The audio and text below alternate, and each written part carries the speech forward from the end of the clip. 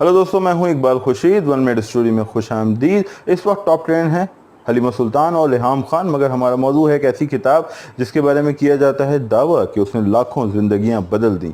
एक ऐसी किताब जिसका अब तक 80 से ज़ायद ज़बानों में तर्जुमा हो चुका है। आज से पहले किसी किताब का उसकी मुसन्निफ़ की हयात में इतनी ज़बानों में तर्जुमा नहीं हुआ।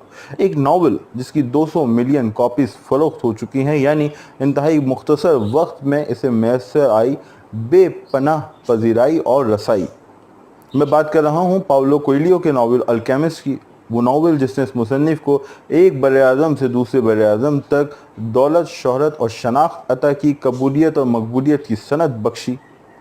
और आज ये आलम है कि पाउलो कोएल्हो का जब भी कोई नावल शाये होता है तो हाथों हाथ लिया जाता है, पढ़ा जाता है, ज़ेरे बहस आता है और आलमी जराइद उस पर तबसरा करना लाजमी ख्याल करते हैं। अलबत्ता संजीदा तज़कियाकारों का ये ख्याल है कि ये अल्केमिस्ट ही की शोहरत है जो अब तक इस ब्राज़ीली मुसन्निफ़ के काम आ रही है, इसके नॉवेल्स को बेस्ट सेलर बनाती है। अल्केमिस्ट की मकबूलियत, और अगर इस कहानी से अल्केमिस्ट को निकाल दिया जाए तो शायद ये बेरंग हो जाए या इतनी दिलकश ना हो। शायद ये नुक्ता दुरुस्त हो, मगर इस बात से इनकार नहीं किया जा सकता कि पाउलो कोएल्हो एक जीनियस राइटर है, एक ज़ूद नवीस है, मगर जानता है कि कैसे अपने मनपसंद मौजू को और अपने पढ़ने वालों के पसंदीदा मौजू के, जो कि तलाश ज़ात का सफ़र है या रूहानी सफ़र है, नई सेटिंग, नए कॉन्फ्लिक्ट और नए किरदारों के साथ कैसे पेश किया जाए, कैसे उसमें शामिल किया जाए वो जादू, मुतालियत का उन्सर, वाक़यात निगारी जो पढ़ने वाले का दिल मोह ले।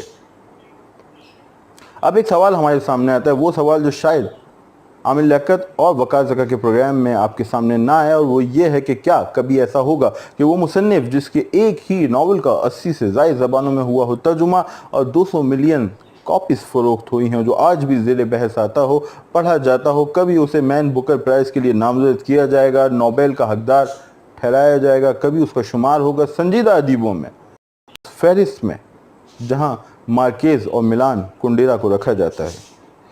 मेरा जवाब है कि नहीं, ऐसा होना मुश्किल है कि उसे मैन बुकर प्राइज़ पेश किया जाए, नोबेल के लिए वो हो नामज़द और संजीदा अदीबों में उसका शुमार हो।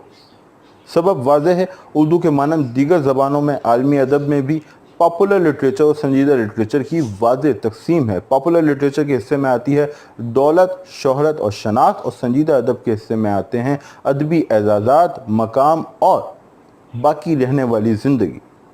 मगर एक नुक्ता है, हो सकता है कल नोबेल अदब की कमेटी आपको हैरान कर दे, जैसे कि वो माजी में हमें हैरान करती रही है।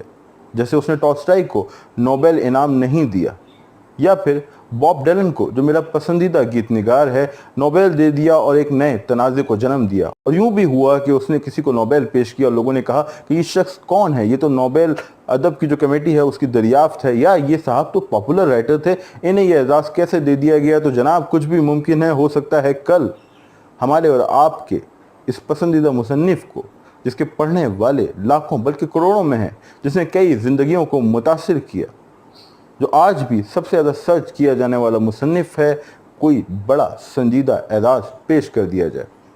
क्या ऐसा हो सकता है? मैं चाहूँगा आप भी दें अपनी राय, अपना फीडबैक, और साथ ही दरख्वास्त है कि अगर आपने चैनल सब्सक्राइब नहीं किया तो काइंडली से सब्सक्राइब कर लें, बेल आइकन दबा दें। हमें आपके फीडबैक की सख्त ज़रूरत है। इकबाल खुर्शीद को दीजिए इजाज़त। खुदा हाफिज़।